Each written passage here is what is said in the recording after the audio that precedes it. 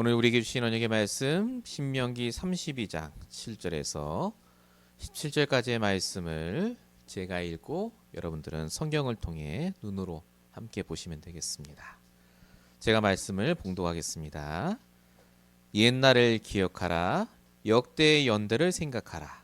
내 아버지에게 물으라. 그가 내게 설명할 것이요 내 어른들에게 물으라. 그들이 내게 말하리로다.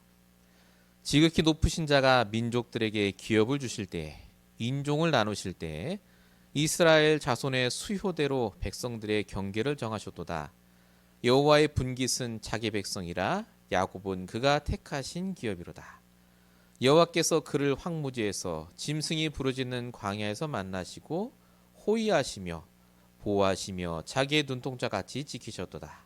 마치 독수리가 자기의 보금자리를 어지럽게 하며 자기의 새끼 위에 너풀거리며 그의 날개를 펴서 새끼를 받으며 그의 날개 위에 그것을 엎는 것 같이 여호와께서 홀로 그를 인도하셨고 그와 함께한 다른 신이 없었도다. 여호와께서 그가 땅의 높은 곳을 타고 다니게 하시며 밭의 소산을 먹게 하시며 반석에서 꿀을 굳은 반석에서 기름을 빨게 하시며 소의 엉킨 젖과 양의 젖과 어린 양의 기름과 바산에서 난 순양과 염소와 지극히 아름다운 밀을 먹이시며 또 포도즙에 붉은 술을 마시게 하셨도다. 그런데 여수론이 기름짐에 발로 찼도다.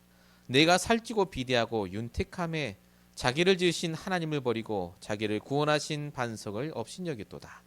그들이 다른 신으로 그의 질투를 일으키며 가증한 것으로 그의 진노를 격발하였도다. 그들은 하나님께 제사하지 아니하고 귀신들에게 하였으니 곧 그들이 알지 못하던 신들, 근래에 들어온 새로운 신들, 너의 조상들이 두려워하지 아니하던 것들이로다. 아멘. 우리 오늘 2월 마지막 주 25일 주신 주일 강단의 제목입니다. 옛틀을 벗어버리고 복음의 새 틀을 준비하라 입니다. 오늘은 틀에 대한 얘기를 함께 나눌 겁니다.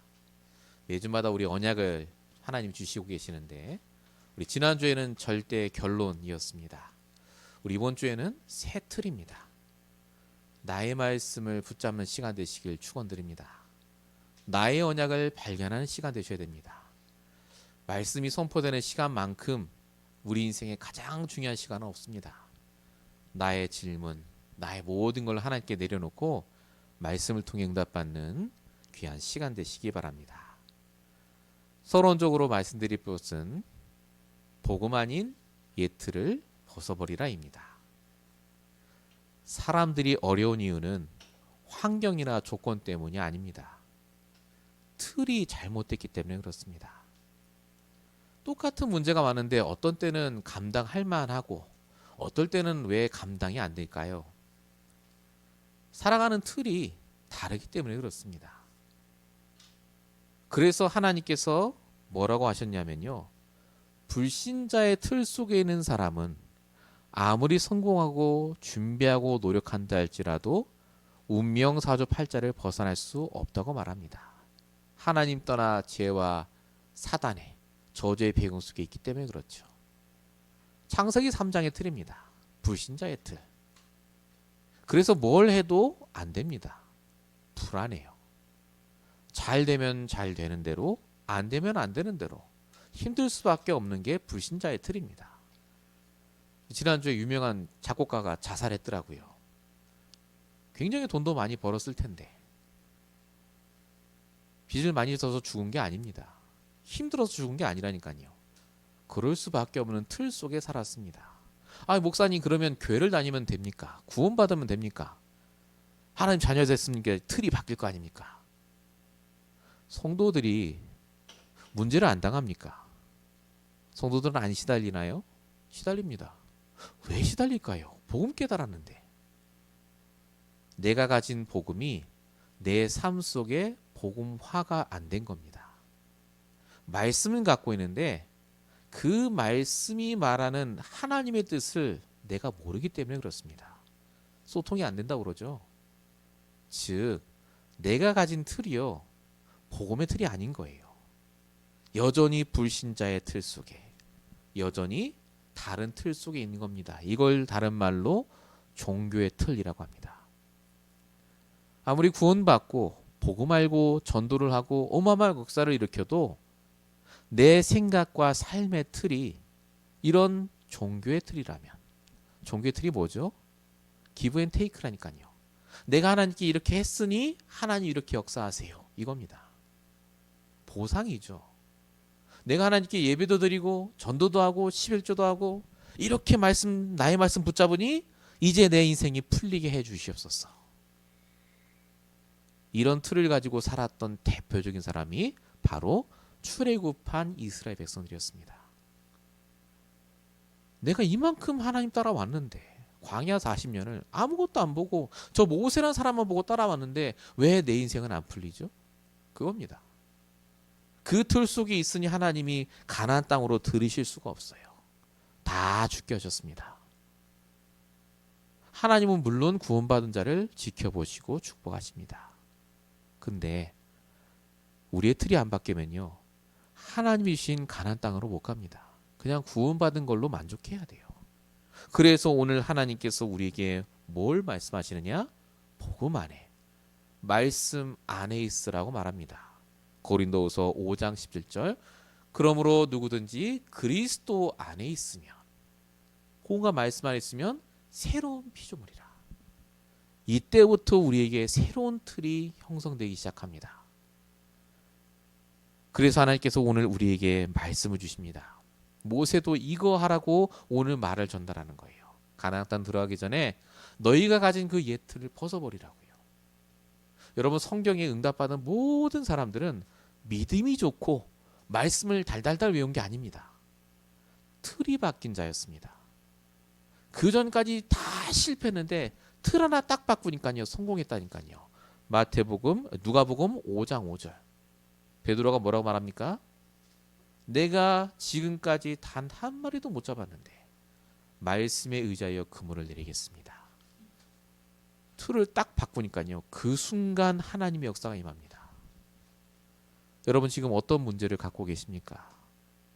무엇 때문에 여러분 걱정하고 근심하십니까? 하나님은 절대 결론을 갖고 인도하세요. 중요한 건 내 틀을 바꾸라는 겁니다. 내가 생각하는 그 틀, 내가 결론 내린 그 틀이요, 복음이 아니고 말씀과 상관없다면 싹 다 버리시기 바랍니다. 아무 소용없어요. 오늘 사단이 가져다 준 그 틀, 틀린 망대를 빨리 버리시고 하나님 주시는 복음의 틀을 회복하시는 저런 되시길 축원드립니다. 자, 본론 첫 번째입니다. 우리 틀 바꾸라는 얘기 많이 들었잖아요. 그럼 틀을 바꾼다는 게 구체적으로 뭡니까? 더 복음에 집중하고 구원의 길을 그리고 그겁니까? 가장 핵심은 이겁니다. 하나님이 내게 주신 구원을 기억하는 겁니다. 저와 여러분은 고아가 아닙니다. 돈이 내가 아니고 내 통장 잔고가 내가 아니고 사람의 숫자가 내가 아닙니다. 저와 여러분은 하나님이 구원하신 자라니까요. 하나님의 자녀요, 하나님이 택하신 자입니다. 구원을 기억하라. 그 구원의 틀 안에서 모든 걸 보라는 말입니다. 그 말은 나 이제 구원받았으니 죽어 천국 가, 그게 아닙니다. 구원의 틀 안에서 보라. 구원을 기억하라는 말은 하나님이 나에게 주신 문제는 문제가 아니라 구원받은 나에게 주신 문제인 거예요. 인간 갈등은요, 그냥 갈등이 아니라 구원받은 나에게 주신 갈등을 허락하신 겁니다. 다르다니까요. 우리가 구원받은 이후에 일어나는 모든 건 그래서 달라요. 하나님의 계획이 있고 축복의 발판입니다. 그게 틀을 바꾸는 겁니다. 조금 어려운 말로 절대 주권을 인정하라고 하는 거죠. 오늘 모세가 이 말을 합니다. 본문 7절에 보면 옛날을 기억하라. 역대 연대를 생각하라. 내 아버지에게 물으라. 그가 내게 설명할 것이라. 갑자기 왜 뭘 물으라 합니까? 옛날을 기억하라 합니까? 과거가 좋았지. 이거 기억하란 말이 아닙니다. 과거의 이스라엘 백성들이 복음 아닌 틀로 생각하고 인도받고 예배드렸다니까요. 그래서 망했다, 그 말입니다. 아무리 예배 잘 드리면 뭐합니까? 아무리 전도 많이 하면 뭐하냐고요. 오늘 나의 틀이 복음의 틀이 아니면요, 사단에게 속아요. 불신자와 별반 다를 거 없습니다. 또 불신하고 염려하거든요. 옛날을 기억해봐라. 그래서 망하지 않았냐? 너희는 복음의 틀로, 너희가 받은 그 구원의 틀로 모든 걸 판단하고 인도받으라, 그 말입니다. 성경은 그래서 구원이 얼마나 중요한지, 이 구원받은 자가 얼마나 생각을 잘해야 될지를 말씀을 적어놨습니다. 그 중에 하나가 신명기 7장 7절 8절입니다. 이렇게 말씀하십니다. 하나님이 이스라엘 백성을 택하신 이유는 그들이 잘나서도 아니요, 수요가 많아서도 아니요, 그들을 부르시기를 기뻐하셔서 부르셨다고 적혀 있습니다. 하나님의 은혜예요. 우리가 뭘 잘해서 구원받은 게 아니다, 그겁니다. 하나님이 부르시기를 기뻐하셨어요. 특별히 택하셨다, 그 말입니다. 이 말은 그렇게 특별히 택하시는 자에게 아무 이유 없이 문제와 사건을 주실까 하는 겁니다. 저와 여러분이 정말 구원받은 게 맞다면 그래서 그 구원의 틀 안에서 인도받으셔야 돼요. 그러면 그 속에 나의 말씀, 나의 기도, 나의 전도가 나옵니다. 예를 들어 볼까요? 바울은 이걸 잘 깨달았습니다. 구원 안에서 나를 보기 시작했어요. 그랬더니 어떤 응답을 받았느냐? 고린도서 12장 10절. 나는 내가 약한 것, 능욕당한 것, 궁핍, 박해, 곤고를 좋아한다가 아닙니다. 기뻐한다. 왜냐? 그 모든 게 내가 약한 그때 강함을 주시기 때문에 그렇다. 복음 안에서 보니까요, 내가 연약하고 능력 없고 힘 없는 게 하나님의 능력을 보일 시간표예요. 복음 안에서 보니까. 그래서 바울이 하루하루 인도받을 수 있었습니다. 공고받기가 좋은 게 아닙니다. 힘들죠. 근데 바울이 그걸 이겨낼 수 있는 이유는 믿음이 좋고 능력 많아서가 아닙니다. 복음이라는 그 틀 안에서, 나의 신분 권세 안에서 봤다니까요. 여러분, 사울왕에 쫓겨나긴 다윗은 뭐라고 얘기했느냐? 시편 62편 6절에 보면 오직 그만이 나의 반석이요 구원이요 요새시니 내가 흔들리지 아니하리라. 여전히 문제는 있는데 그 문제를 구원이라는 틀 속에 보니 구원받은 내가 흔들리지 않도록 내 모든 각인뿌리 체질을 바꾸는 기회다. 그렇게 본 겁니다. 제가 지금 모든 말씀드린 것이 바울과 다윗의 언약이었고 기도 제목이었고 전도의 방향이었습니다. 저번에 받은 구원은 그래서 단순히 천국 가고 이 땅에 살며 좋은 일 만나는 게 아닙니다. 구원받은 나에게 하나님은 지금도 역사하세요. 모든 일을 통해서 구원의 틀 안에서 보시기 바랍니다. 그리고 인도 받으시면 돼요. 결과는 하나님께 맡기라니까요. 절대결로 하나님께 있어요. 내 틀이 바뀌지 않으면 좋은 일이 생겨도 어렵고 힘들이 생기면 더 어려워요. 아유, 근데 목사님, 그래도 결과가 좋아야지. 내가 응답받아야지. 맨날 틀만 바꾸고 인도받다가 망하면 어떡하죠? 예수님이 뭐라고 하셨습니까? 요한복음 11장 25절 26절. 우리 부활절 예배 때 많이 보는 겁니다. 예수님 뭐라고 하셨습니까? 나는 부활이요 생명이니 나를 믿는 자는 죽어도 살겠고 살아서 믿는 자는 죽지 아니하리니. 우리가 영원히 산다는 말이 아니잖아요, 이 말이. 우리가 살았을 때 구원받은 우리는 죽지 않습니다. 망하지 않아요. 절대 그 문제나 사람 때문에 우리가 손해당하지 않습니다. 구원받은 나를 하나님이 보고 계시다니까요. 내가 문제를 당한 게 아니라 구원하신 하나님이 나와 함께 그 문제를 당하고 계세요. 누구보다 잘 아신다니까요, 내 문제를. 그래서 기도하시면 돼요. 진짜 말씀으로 인도받으시기 바랍니다. 그게 흔들리지 않는 거 아닙니까? 문제가 사라져야 내가 안 흔들립니까? 문제는 계속 옵니다, 세상 사는 동안. 성도라고 안 합니까? 내 신분을 놓치지 마세요. 저와 여러분은 구원받은 자입니다. 구원으로 판단하고 구원의 틀 속에 모든 걸 넣으시기 바랍니다. 결국 우리의 믿음입니다. 내가 정말 하나님 믿느냐? 매일마다 점검하시고 이 구원의 틀 속에 모든 걸 응답받으시길 축원드립니다. 본론 1번의 두 번째입니다. 구원의 틀 속에 우리가 지내면요, 하나님의 절대 계획도 놓치지 않게 됩니다. 믿어진다니까요. 절대 계획. 우리가 과정이라고 했던 부분들이 있지 않습니까?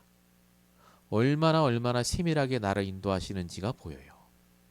구원받은 나에게 하나님이 이런 문제 사건을 통해 뭘 하길 원하시지라고 질문만 해도요, 그 속에 계획이 보인다니까요.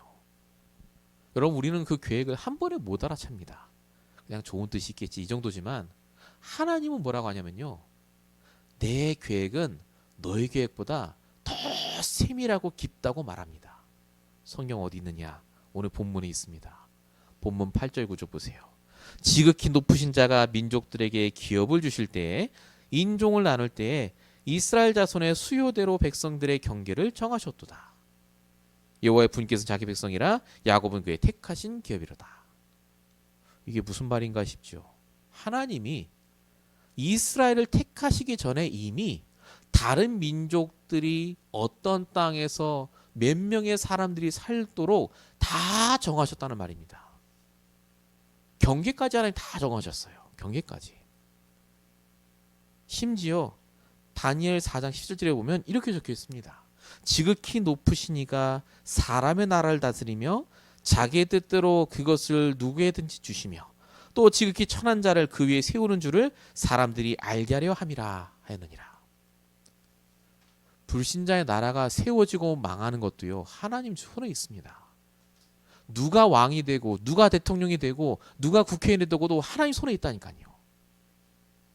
하나님은 불신자 한 명 한 명의 인생도 다 주관하고 계세요. 이게 성경이 말하는 겁니다. 계획. 절대 계획이 그냥 단순히 세계보험학의 그게 아닙니다. 이 지구가 생기고 망하는 그날까지 하나님은요, 완벽한 계획을 갖고 인도하고 계세요. 그러면 성도는 어떻습니까? 우리를 부르신 하나님은요, 불신자보다 더 좋고 더 완벽한 계획을 갖고 인도하신다니까요. 마태복음 6장 3절. 그래서 예수님이 얘기하잖아요. 아궁이에 있다가 내일 던져지는 들풀도 하나님이 먹이시고 입히신다고요. 계획이 있다 그 말입니다. 그 무생물 들풀까지요. 하물며 너일까 보냐 믿음이 적은 자들아. 여러분, 저와 여러분에게 하나님의 계획이 있어요. 구원받은 우리에게 그 정확한 계획과 시간표를 갖고 이끌어가고 계십니다. 그래서 내 틀을 바꾸면 돼요. 불신앙의 틀에서 믿음의 틀로 바꾸시기 바랍니다. 지금 여러분 염려하는 거 있잖아요. 그게 싹 다 불신앙의 틀입니다. 100% 맞아 보이죠. 아무리 생각해도 그게 맞죠. 근데 말씀은 뭐라고 말하냐? 그게 아니라고 말합니다. 하나님의 계획의 틀 속에 들어오라고 합니다. 이게 안 되면요, 엄청난 역사를 일으켜도 속는다니까요. 열왕기상 19장.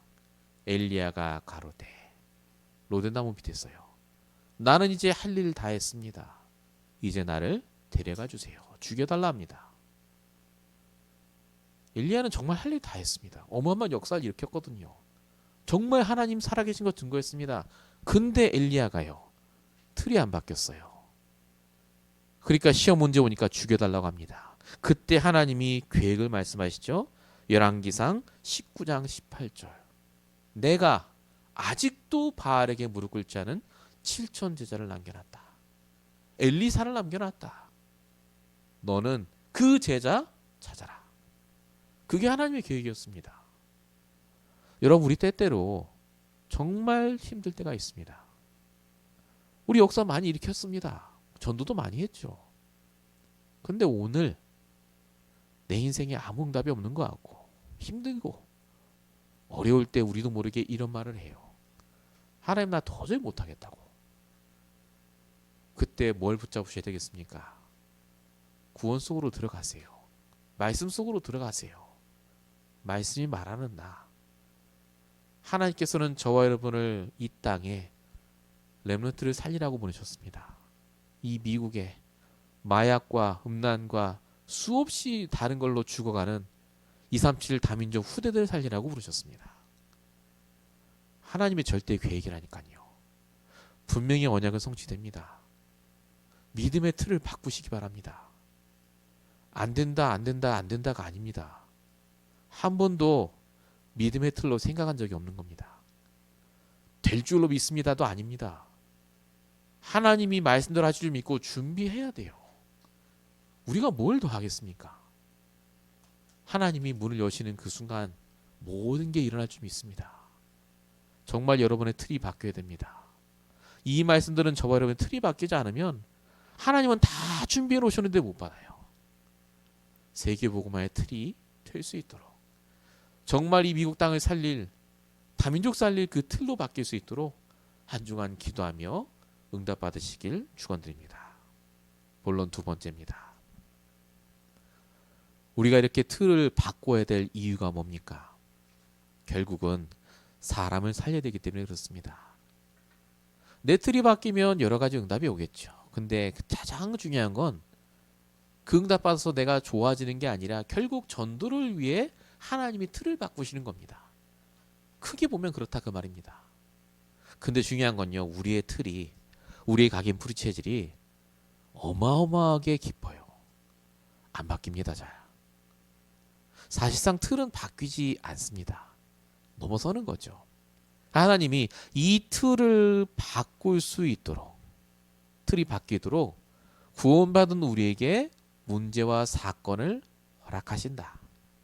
우리를 매일마다 훈련시킨다 라고 모세가 오늘 본문 11절에 말합니다. 마치 독수리가 자기의 보금자리를 어지럽게 하며 새끼에 너풀거리며 날개를 펴서 새끼를 받으며 그의 날개 위에 그것을 엎는 것 같이 라고 말합니다.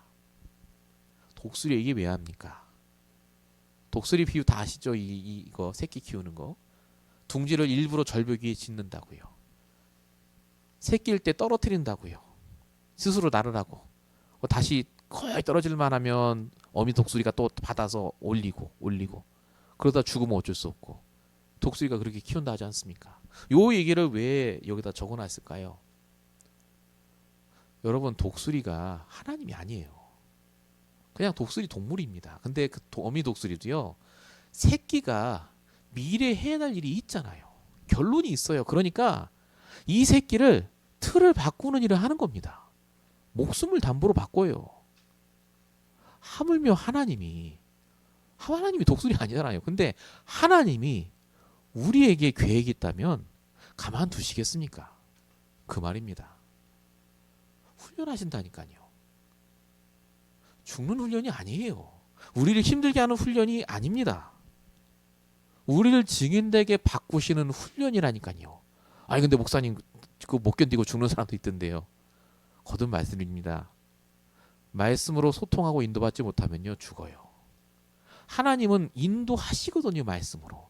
훈련하라고 말씀을 주세요. 근데 나의 말씀이 없다. 인도를 못 받는데 어떻게 하나님 살리십니까? 우리는 로봇가 아니라니까요. 하나님의 인도함 따라 가면요, 그 훈련 과정을 거쳐서 틀이 바뀌어요. 그래서 하나님은 저와 여러분이 뭘 하기 원하시느냐? 항상 모든 문제 사건 속에 말씀으로 소통하며 인도받기 원하십니다. 얼마나요? 생을 걸고요. 단 하나도 소홀히 여기지 마세요. 어떤 문제 사건이 와도 그건 나를 증인되게 하시는 훈련의 시간표입니다. 정말 그렇습니다. 반복되는 문제 있습니까? 하나님 반복해서 메시지 주신다는 거라니까요. 정말 이걸 통해 답 얻으라고요. 그게 내 메시지가 됩니다.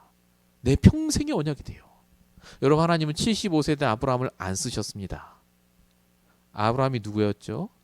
당대 의인 욥과 함께 살던 사람. 그 욥을 제치고 아브라함을 택하셨어요. 하나님이. 아브라함이 삶을 잘 못 살았을까요? 75세 될 때까지 성실하게 잘 살았다니까요. 근데 하나님이 그 아브라함을 안 썼어요. 왜냐? 틀이 안 바뀌었기 때문에. 100세가 될 때까지 하나님은 아브라함을 훈련시키셨습니다. 그리고 나서 나온 아브라함의 틀이 뭐였습니까? 여호와 이레 하나님. 아들 이삭이 묻죠. 창세기 22장 8절. 볏집단도 있고 불도 있는데 제사할 어린 양은 어디 있습니까? 아브라함의 옛날 틀이라면 걱정하고 염려해야 돼요. 이걸 어떻게 말해야 지지? 아드볼에 뭐라고 합니까? 하나님이 친히 준비하실 거다. 아브라함이 믿음이 좋은 게 아니라니까요. 구원이라는 틀 안에서 본 겁니다. 하나님의 절대 계획, 절대 결론을 믿고 얘기한 거예요. 하나님 주시겠지. 안 주시면 말고. 하나님의 계획이면 분명히 된다. 그 믿음을 갖고 얘기한 거라니까요. 이 여호와 이레의 메시지가 전도가 된 겁니다. 나만의 전도로 바뀐 거예요. 나중에 불신자 왕이 와서 군대장관 비고리 와서 아브라함만 보고도 하나님 살아계신 걸 봤다고 하잖아요. 이겁니다.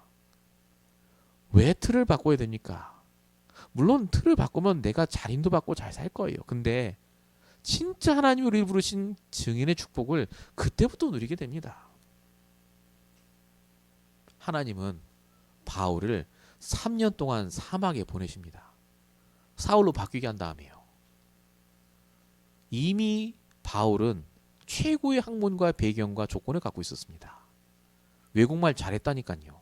누구를 만나도 전도할 수 있는 사람이에요. 근데 이 바울을 하나님은 훈련시키셨죠. 그래서 바울을 어떻게 바꾸셨습니까? 예수님이 12제자도 못하는 현장으로 보내셨습니다. 다민족 현장. 사도행전 9장 15절 이 사람은 이방인과 임금들과 많은 후대들을 키우기에 내가 택한 그릇이라. 이게 다 바울이 갖고 있던 나의 전도의 방향이었습니다. 여러분 문제는요. 전도의 방향입니다. 문제가 응답이라니까요. 문제를 통해 내가 증인됩니다. 그래서 문제를 하나하나 인도받으세요.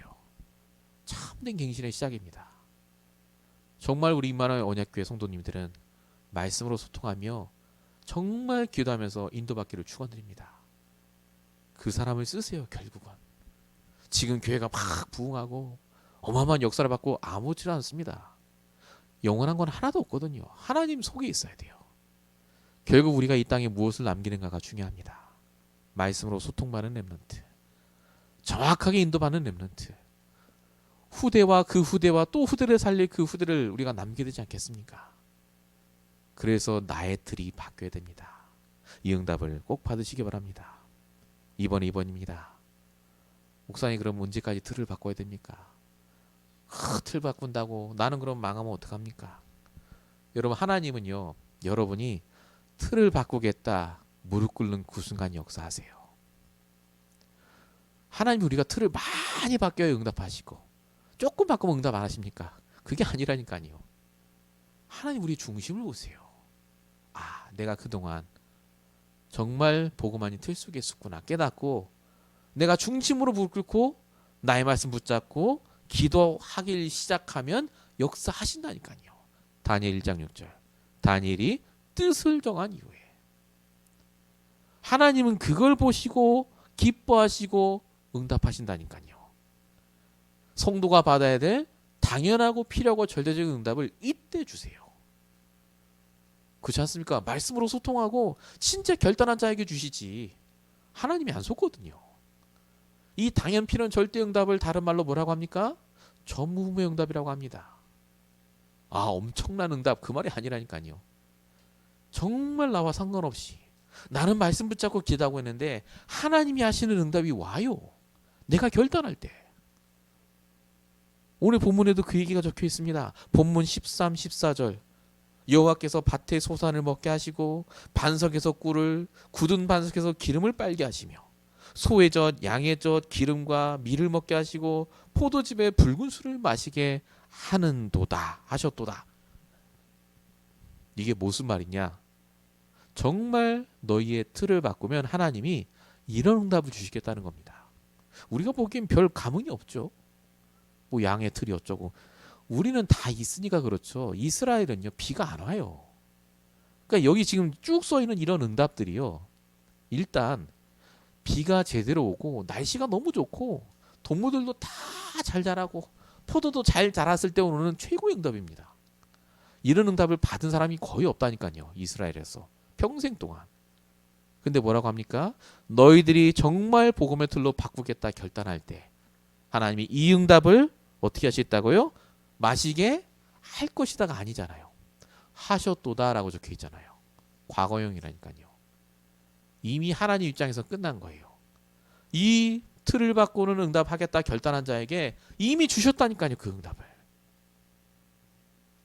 여러분에게 하나님이 응답을 주실 거다가 아니에요. 그래서 하나님 입장에서는요. 이미 결론을 내놓고 응답 다 준비해놓고 틀만 바꾸기 기다리십니다. 그래도 목사님 내가 현실이 힘든데 지금 틀 바꾸는 것보다 돈 벌어야 되는데. 자, 오늘 본문 13절에 여러분 땅에 대한 얘기가 나옵니다. 영적으로 이걸 해석해 보겠습니다. 그 땅에서 그 땅의 반석에서 꿀이 나게 하셨도다.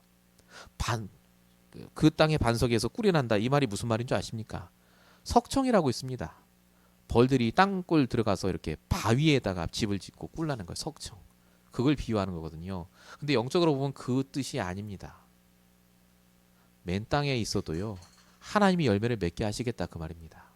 아무것도 없어도. 아니 어떻게 반석에서 꿀이 나요. 하나님이 그렇게 인도하신 거잖아요. 저와 여러분이 아무것도 없어도 괜찮다 그 말입니다. 거기서 시작하시면 돼요. 결단하고 틀을 바꾸고. 또 뭐라고 적혀 있죠? 굳은 반석에서 기름을 빨게 하시며. 이건 올리브 농사를 말합니다. 사실은. 올리브 농사. 반석 같은 데다가 나무를 대고 올리브 그를 기르거든요. 이걸 영적으로 보면 어떤 말이냐? 굳은 반석이잖아요. 굳은 반석이 뭐가 소망이 있겠습니까? 우리의 현장이 딱딱한 반석처럼 씨알도 안 먹힐 정도로 어마어마하게 힘든 사람이 있다 할지라도 엄청난 일들이 가득한 현장이라 할지라도 거기에서 내가 기름을 빨게 하겠다. 너희들이 심는 그 씨가 자라 기름이 날 정도로 내가 반드시 응답하겠다. 바로 그 말입니다. 여러분 하나님은 구원받은 우리와 함께 하십니다. 절대계를 갖고 역사하시고 정말 우리에게 전도의 증인 되도록 지금도 우리를 훈련시키고 계세요. 우리가 결단만 하면 이 응답을 주시겠다고 오늘 말씀을 통해 약속하셨습니다. 다니엘 같은 그 응답을 받으시기 바랍니다. 다니엘이 뜻을 정한 이후에 뜻을 정하고 기도 속으로 들어가시면 돼요. 말씀을 믿으시기 바랍니다. 말씀대로 된다니까요. 이 응답을 우리 모든 성도가 받으시길 바랍니다. 자, 본론 세 번째입니다. 이렇게 틀을 바꾸는 것 우리가 하면 됩니다. 근데 중요한 건 사단이요. 이 틀을 바꾸지 못하게 해요. 어떻게 하느냐? 옛 틀 속에 살도록. 옛 틀이 익숙해지도록 만듭니다. 이걸 넘어서야 되거든요. 사단은요. 지금도 우리가 이 틀을 바꾸지 못하도록 작업하고 있습니다. 여러분 틀을 바꾸는데 하나님이 쓰시는 방법이 뭔지 아십니까? 뭐 말씀이죠. 예, 복음입니다. 근데 그 모든 것을 아우르는 말이 하나 있어요. 그게 뭐냐? 예배입니다. 하나님은 예배를 통해서 우리 틀을 바꾸세요. 예배를 드리는 것 넘어서서 예배 성공할 때 우리의 틀이 바뀌어요. 나의 말씀이 나오니까요. 나의 기도의 제목이 나오니까요. 요한복음 4장 23절 뭐라고 합니까? 하나님 아버지는 자기에게 이렇게 예배하는 자를 찾으신다라고 적혀 있어요. 예배하는 자를 찾으십니다. 왜 찾죠? 틀을 바꾸려고. 각인뿌리 체질을 바꾸시려고. 진짜 전도의 증인으로 바꾸시려고. 매일매일마다 예배 성공하셔야 돼요. 그럼 사단은 뭐 할까요? 예배 성공하지 않도록 하겠죠. 예배 성공하지 않도록 어떻게 할까요? 막 이렇게 막 잡음을 넣겠습니까? 아닙니다. 예배하는데 나의 우선순위가 바뀌게 해요. 하나님의 뜻이 아니라 내 뜻을 이루기 위한 말씀을 붙잡도록. 어디에 집중하게 하시니까 사단이 내 생각에 집중하도록. 복음과 말씀이 아니라. 그래서 망하게 해요. 예배 다 드려놓고. 이걸 못 넘어선 게 이스라엘 백성입니다. 본문 16, 17절에 보면 이렇게 적혀 있죠. 그들이 다른 신으로 그의 질투를 일으키며 가정한 것으로 그의 진노를 격발하였도다. 그들은 하나님께 제사하지 아니하고 귀신들에게 하였으니. 여기서 말하는 그들이 누굴까요? 불신자일까요? 불신자도 포함되어 있습니다만은 이스라엘 백성을 말합니다. 광야에 있던 이스라엘 백성들. 오늘 하나님 뭐라고 하시죠? 그들은 하나님께 제사하지 않았고 예배한 적 없다 그 말입니다. 예배는 드려요. 교회 와서. 근데 말씀을 못 붙잡아요. 집중을 못해요. 계속 내 생각에 잡혀있고 내가 어떻게 응답받나 거기 잡혀있으니 귀신들에게 하는 제사와 똑같다는 겁니다. 불신자가 그렇잖아요. 불신자의 모든 위시와 제사들은요, 예배는요, 나를 위한 거거든요. 그래서 우리가 예배에 집중할 때, 예배에 성공할 때 하나님은 우리의 틀을 바꾸십니다. 우리가 지금 이 시간 그래서 예배 드리는 게 너무너무 중요합니다. 주일 예배는 반드시 성공하셔야 돼요. 한 주간 붙잡을 나의 말씀, 나의 기도의 제목, 복음을 적용할 나의 전도의 현장 반드시 있어야 됩니다. 계속해서 사단이 만든 이 예틀을 두지 마시고 무너뜨리면서 나의 체질을 바꾸시는 귀한 또 한 주 되시길 축원드립니다. 결론입니다. 그래서 우리가 무엇을 해야 되겠습니까? 결국은 24의 축복을 누려야 됩니다. 우리 산업성경에 말씀하신 건데요. 내가 24 할 수 있는 기도가 개인화되어야 됩니다. 여러분 기도는 다 합니다. 우리 다 복음 가진 분들인데 기도 안 하겠습니까? 근데 우리도 모르게요. 기도가요. 고정화되어 있거나 그때그때 하는 기도가 나올 때가 많아요.